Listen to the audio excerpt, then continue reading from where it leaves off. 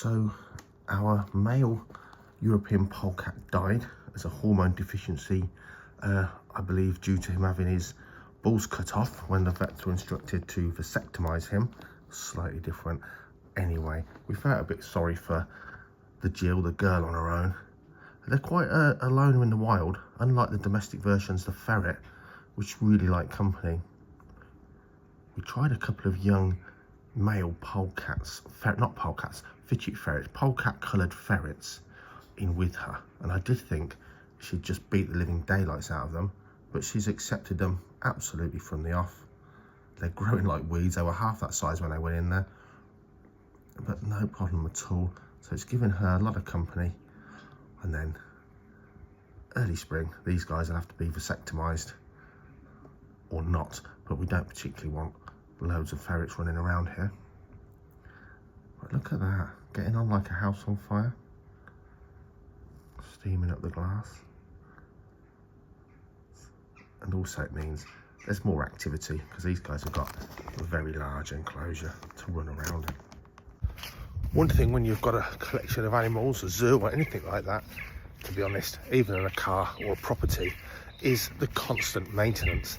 But of course, winter is the time to do a lot of those sort of non-urgent jobs when you're close to the public, and to be honest, you've got that bit more time to do jobs that are more than a quick fix. But today, a couple of quick fixes for sure. We've got a door hinge broken off on the bald eagle aviary, bigger screws and bodged up there. What have we done recently though? I'll tell you what we have done. We've reinstated the swing perches on a couple of our birds' aviaries, and they really love their swing perches. So this little guy, Morgan, the turkey vulture, he's had his swing perch reinstated. He actually started chewing through the cables that hold it up, and it was took down for safety. It's got a thicker rope now, and another reason it's only just been done and not put back where it was is it's been now put diagonally so that it's under cover. These birds love the highest perch, they love to be at the front, and they'll sit there out of preference whatever the weather. And that means a bird that can get soaking wet in winter and then frostbitten during the evening. So he's back now, his favourite perch is up. Critically, it's in the dry. Now here, oh bless him, he's gone. Buzz Lightyear, he's at the back there. He's a young buzzard, but he was left with his parents in an enclosed aviary so long that, bless him, he's kind of verging on untrainable for flying and educational purposes. I've had a go training him. It's got to the point I felt I was almost being cruel. He just was so unhappy about the whole situation. He just couldn't get it, a bit institutionalised of being in an aviary. So we've put him now in an open fronted aviary rather than a secluded aviary, so that he gets to see all the people and everything going on. And to be honest, he's spending a lot of his time at the front, not bothered at all. He'll have to probably go.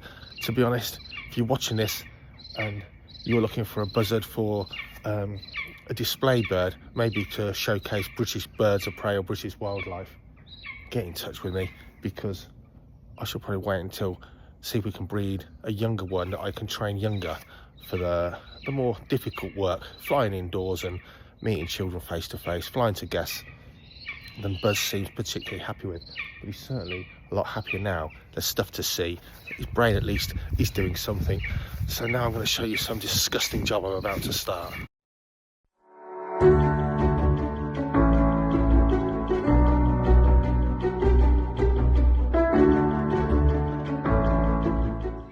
Before I do that, let me show you an amazing job. So any of the volunteers here at this time of the year that kind of get a bit of time, it's raking up leaves and disposing of them into the woodland. These ones, this is just mud, so they're swept, they can degrade into soil. But the avenue has finally been cleared of leaves, thanks to our gardening trio, who are brilliant at what they do. And they've literally been coming up on Saturdays regularly, just clearing up leaves. It's a difficult, hard, mind-sapping job. This was a thick, not just a leaf thickness, a thick carpet of leaves from these ruddy cherry trees. They're dormant now until the spring. It's all cleared. It literally is, believe it or not, one of the year's big, horrible jobs to get done. And it's done. Now, it was quite a bad year for insects. Started off great, very early spring, then it went to pot. Our bees, our new beehive, they certainly didn't get too far ahead. They've got one super of honey, really. Not a lot to go on, certainly nothing for us, bless them. But we put some feed in there for them yesterday, just to make sure they've got some food. I'm gonna have a look. They kind of got a bit cross. It is cold.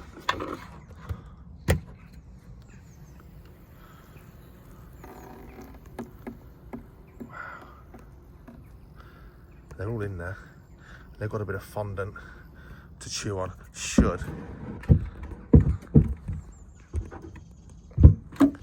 Bit of fondant to chew on. Should they run out of their stores, which, you know, are not that great at the end of the day. The reptile enclosures, they're all cooled down now. It's very, very cold today. Not a lot going on at all. Nothing in these. These are bremating indoors. The other day it was mild and the slow worms, believe it or not, were out and about, but no, too cold for those today. Froglets and toadlets have all gone. The fire salamanders are in my house in a cool room. All very, very different. Roxy the fox is all in there. But let me show you this disgusting job. If you've been keeping up, you'll know that we've put 2 polecat fidget ferrets in with our with our female polecat. She was on her own. They're getting on well. But these youngsters have decided, why not do all of your poo and make your latrine in the tunnel we regularly run through? Oh, she must be absolutely disgusted by them, and so am I, because I've got to cut that tunnel open to get that poo out, and I'm probably going to stop them getting up there, force them to find a poo corner like normal, where the gorgeous polecats have pooed. And then once they've established a sensible poo corner that doesn't affect them and is easy for us to clean, I'll reinstate their high-rise system. Look at that. She's literally she does not want to tread in that poo. She must be absolutely disgusted by those young boys' vile behaviour. Yuck. Now, another pretty disgusting job is our rats love to sleep up there in that high box, but I made it so that you have to get your hand in to pull out the straw and the hay to clean it out, which is great, apart from the fact they do so much wee in there. It's always disgusting. So I'm going to rip that down because it's A, minging now, and B, it's screwed up there. And I'm going to change that for something different that we can hook up there. So again, lots of places to live, but they always have their favourite snuggly beds.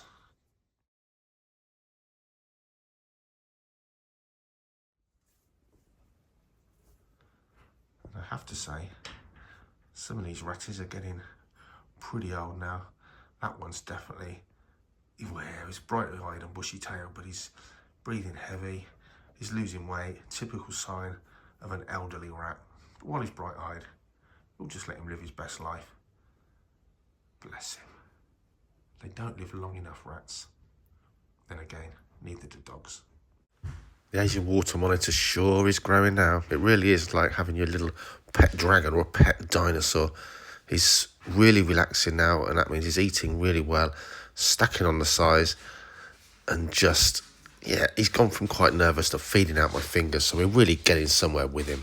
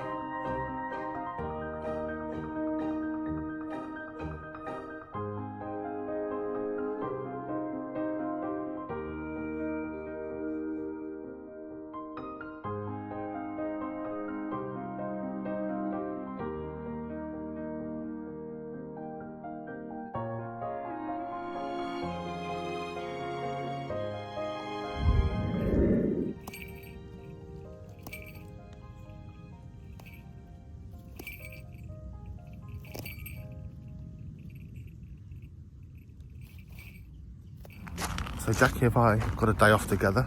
It's been very romantic so far. We've been getting tiles sorted for the bathroom. But anyway, we're at Johnson's of Old Hurst now. A lot of steak there. Lots of stuff. I'll flip you around, hold on.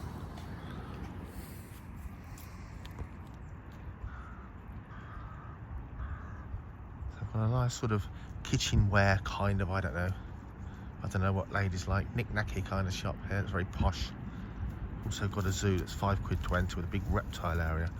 So if we get time, we'll go and have a look there again. Featured on the vlogs before, and it poured rain all day. I said it before, but if you ever want a real pet dinosaur and you've got the land, emus are for you.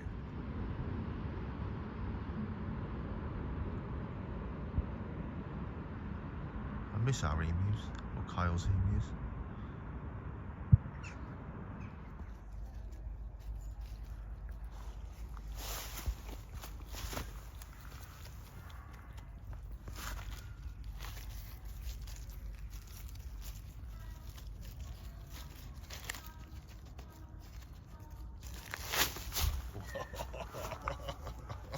Don't like cats. Me neither. Don't tell the viewers.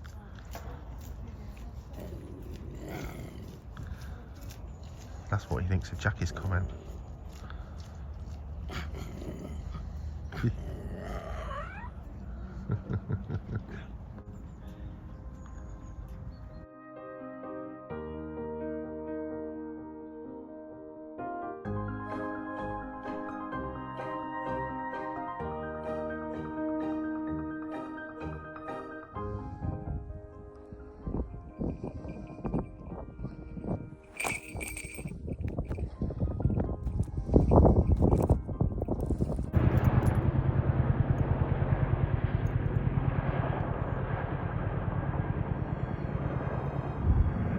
Also, of course, if like me you have a village or you live on a hill, a very different prospect to those that live on the lower ground, where, let's face it, floodplains have been tarmacked over for our buildings and even housing estates. Rivers have had their banks straightened and walled in, if you like, to keep the water in. So instead of a meandering river spilling out over a floodplain that can, like a sponge, soak up that water and really slow down its trajectory, if you like, we now have millions of miles, square miles of tarmac and concrete, instant runoff, no soaking up at all, instant runoff down the drains into the rivers, and rivers that are straightened so the water is just whizzing downstream. And of course, it's worldwide. My friends in Spain, about a month ago, 2 weeks ago, the floods there were unbelievable. I think Wales yesterday was the cars floating away. It's not just the Midlands of England, that's for sure. So this has been on the vlog many times, just the termination of a little walk I often do with the hounds. A little ditch. I think you guys know how tall reed mace grows, or bulrushes, so here's some at the side here, still way underwater. Yeah, these things get about 6 foot tall. To give you some idea, they've got their heads poking out. Normally, their feet are in the water. And that's just a ditch. So the storm force winds accompanying the rain for the last 48 hours has certainly cleared the leaves, or most of the leaves now, for autumn. And of course, going up to the Falconry Centre, it's all surrounded by farmland, and that farmland has rivers running down it, washing away the soil. People have also said, not that long ago, probably in the Britain, 100, probably the world, I don't know, 100 more harvests before we've pretty much lost the world's topsoil. Do a little bit of research in how much of the world's topsoil is washing away to the sea every year. It is shocking. Desertification, certainly a thing. This kind of weather conditions, the knock-on effect is massive. Washing away the soils from our overworked and overploughed lands, washing away fertilisers and chemicals, faster into our river systems and therefore into ponds and lakes. The knock-on effect is massive. I'm probably losing hope now when teachers say to me, do you think we'll save the rainforests? I say no. We'll just save little chunks of them so people can visit, having lost, you know, 90% of the diverse life in there. I think it's a shocking thing. Let's hope we're wrong, but at the moment no one at governmental level or no people want to change. We don't want to change. We don't want to go without. It's not looking good. Certainly if you've got grandchildren. Quite shocking. Where are all the birds hiding? They don't exist. They're not here because there aren't any here. Like most places in the UK, bird life, insect life, a thing of the past compared to just 2 lifetimes ago. It's scary.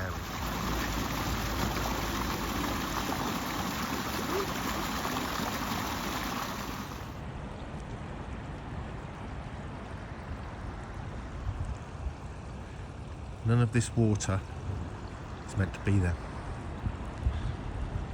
None of it at all.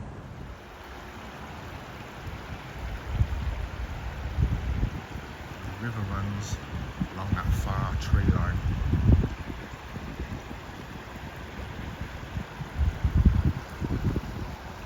This is just field.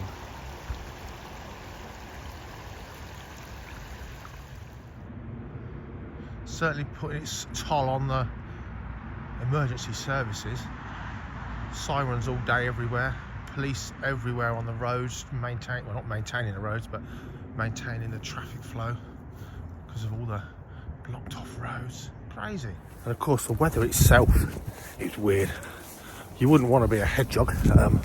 Only yesterday in the pouring rain, flies flying around because it was something like 15 degrees Celsius centigrade. And yet earlier last week it was so cold that not only did it snow, but the snow and frost remain on the ground all day long in the shade. So literally from a cold snap to another weather front of really mild but incredibly windy and wet weather. Sure does look beautiful. I think I'd rather have cooler weather with a blue sky than mild winter weather with torrential rain. So have a look over there, because it is kind of crazy. And you can't really see it on here. But all of that is not a lake or a river. There's a bit of it's a river in there somewhere. Just all flooded ground. I mean, certainly to my eye, not so sure about the camera, it looks like a vast waterway indeed. So this land here is a hole. It's a gravel extraction that's almost completed, and then it's going to be reinstated as level farmland. And down where we were walking over there, along that headland there, just a minute ago, that side is going to be a wildfowl sort of lake. And this is, sorry about the wind noise, but this is going to be, I believe, a headland walkway raised up between the two areas. Look at that. It looks like some serious sort of white water river area, doesn't it? Whee! Footpath up to the village. Just there. Where's my hand? Footpath up to the village. Luckily the village is on a hill. It's amazing. And again, the river is the other side of there. Not today. What a phenomenal volume of water. All of it shouldn't be there. Wow. It's a shame, because it really is a wonderful world.